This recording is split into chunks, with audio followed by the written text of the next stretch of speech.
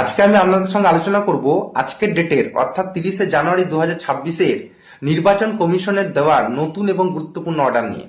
চলুন জেনে নেওয়া যাক কি সেই অর্ডার।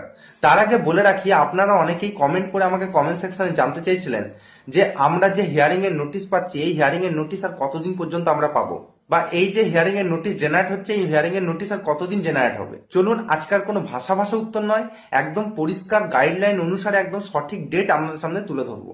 আগামীকাল অর্থাৎ 31শে জানুয়ারি 2026 বিকাল 5টার মধ্যে সমস্ত নোটিশ জেনারেশন কমপ্লিট করতে হবে, এবং আগামী পরশু দিন অর্থাৎ 1 ফেব্রুয়ারি 2026 যাদের নামে নোটিশ আসছে তাদের সবাইকে বিএলও মারফত সেই নোটিশ সার্ভ করতে হবে, এবং বিএলও অ্যাপে সেই নোটিশ আগামী পরশুর মধ্যে ডেলিভারি দেখাতে হবে। তাহলে আপনাদের এই ক্ষেত্রে বলবো, আর টেনশন করার কোনো প্রয়োজন নেই।